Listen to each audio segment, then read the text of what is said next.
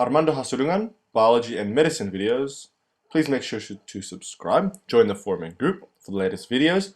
Visit Facebook, Armando Hasurungan, make sure to like. And here you can also ask questions, answer questions please, and post some interesting things, such as your artworks.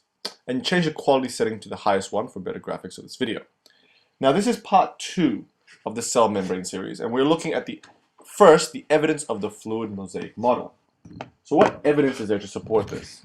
Well, if we have a cell and we freeze a cell, for example, and then we fracture it with a knife, you can say, we can be able to split the membrane, because part of the membrane will go on one side of the eyes and the other will go on the other side, like so. And so using this, if we zoom into this section, you can see here is one layer of the lipid membrane, and here's the other layer.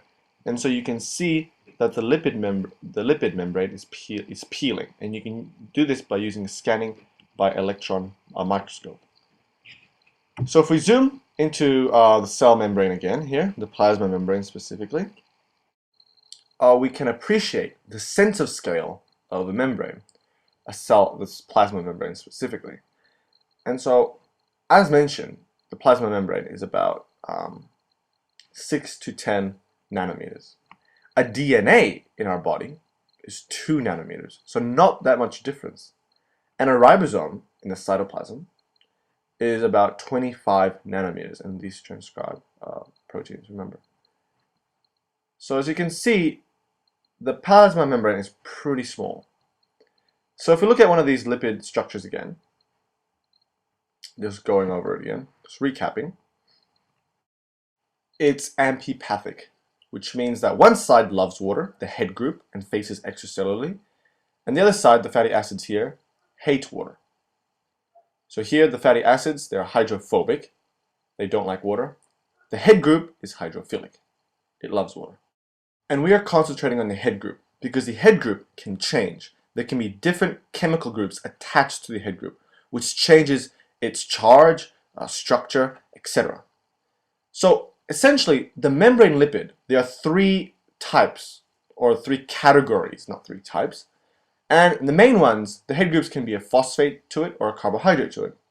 So one category, the membrane lipid, can be a phospholipid with a phosphate, a glycolipid with a carbohydrate, or it can be a sterol, which is, And sterols, essentially, which we will talk about first, is just cholesterol or ergosterol. And there are many others, and we'll talk about these later on. But for now, let's concentrate on phospholipids and glycolipids.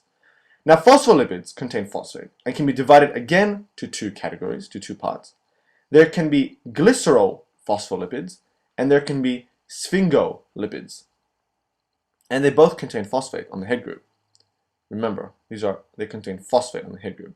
So glycerol phospholipids essentially contain a glycerol backbone with 2 fatty acid tails and a head group, a phosphate head group with X being any chemical group attached to it. A sphingolipid has, instead of a glycerol, a sphingosine backbone, 1 fatty acid tail, a phosphate, and an X. In this case, it's a C, which stands for choline. So it's a sphingolipid choline. Now, a glycolipid is similar. It can be divided into 2 parts again. There can be sphingolipids as well, or galactolipids, sulfate particularly. Sphingolipids has the sphingosine backbone and 1 fatty acid tail. And instead of a phosphate, it has carbohydrates, a mono or oligosaccharides. A galactolipid contains a glycerol backbone, same as a glycerol phospholipid. Glycerol backbone with 2 fatty acid tails, and again, a carbohydrate chain. And in this case, particularly a sulfate head group. And it should be noted that there are much more phospholipids in the cell than there are glycolipids. And that's why you might hear cell membrane being referred to as a phospholipid bilayer, because there's more phospholipids, and we'll soon see why. But essentially, these are not the actual structures of the cell membrane. The head group should be facing one way, and the fatty acid tail should be facing the other.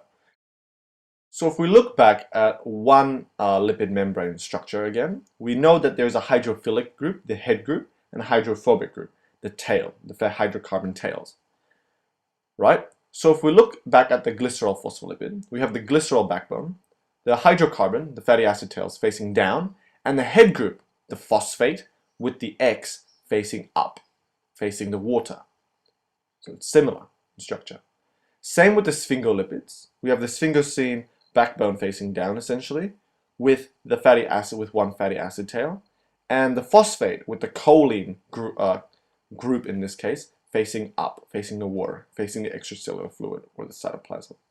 So hydrophilic and hydrophobic. This is same with the glycolipids containing the carbohydrates, the sphingosine backbone, and the fatty acid tail facing down, and the carbohydrate, either monosaccharide or oligosaccharide, facing up, facing the water. Galactolipids as well, the glycerol backbone with the two fatty acid tails facing down, and the carbohydrate chain facing up, facing the water. Now let us look at the different types of phospholipids and glycolipids there are found in the cell, the main ones. So as mentioned, the phospholipids can be divided into two classes, the phosphoglycerides, or the glycerol phospholipids, and the sphingolipids. The glycolipids can be divided into sphingolipids, and we won't talk about the galactolipids here. And also there are sterols, and we mentioned particularly cholesterol and ergosterol, and we'll talk about cholesterol later on part 3, I think, or part 4. So phosphoglycerides, there are many types. It begins with phosphatidyl. So there's phosphatidylcholine, there's phosphatidyl-ethanolamine, there's phosphatidylserine, there's phosphatidylinositol, and there's phosphatidylglycerol. That's one class. And the other one, there's cardiolipin. And we'll look at each one of these closer later on. The sphingolipids, there are two main ones. There's the sphingomyelin and sphingocholine.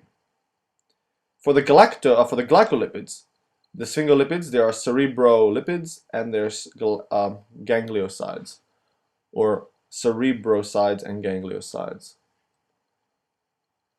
But we will be mainly concentrating on the phospholipids because there's more plentiful phospholipids in the cell membrane, I would say.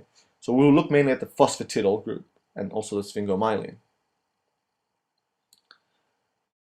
Now, talking about something different, this is a neuron, as you know, and a neuron contains myelin sheath. And now we will be looking at the different components of a cell, of the different membranes within a cell, including the organelles. So what we're looking at specifically are the components as in proteins, which are designated as black box, and lipids, which are designated as a red box. So the components will be in percentage from 0 to 100%. First is the myelin, which is essentially the myelin sheath wrapping around the exon. And it's composed predominantly of lipids, about 80% lipids, and the rest proteins, 20% proteins. Next we have the Golgi apparatus membrane. We're looking at the membranes, remember? And the Golgi apparatus membranes is composed about 55% lipids and 45% proteins. And remember, these are figures from a basic cell, not only a neuron, except the myelin, which is obviously a neuron. Plasma cell is composed about 50% proteins and 50% lipids. Now the outer mitochondrial membrane, because remember, the mitochondria has two membranes, the inner and outer, but the outer mitochondrial membrane is actually about 50% lipids and 50% proteins as well, similar to the plasma membrane. And then we have the rough endoplasmic reticulum membrane, which is a bit less, maybe about 45% lipids and about 55% proteins. And then we have the nucleus, which is predominantly proteins, about 60 to 65%, and the rest lipids. And the inner mitochondrial membrane especially is composed predominantly of proteins, about 80% proteins and about 20% lipids. So it's very different to the myelin. So from this diagram you can appreciate how the organelles within a cell are composed of varying amounts of proteins and lipids. So that concludes this video. Our next video will look at the differences between the membranes in the organelles and around the cell. Thank you for watching. Please like, comment, and subscribe.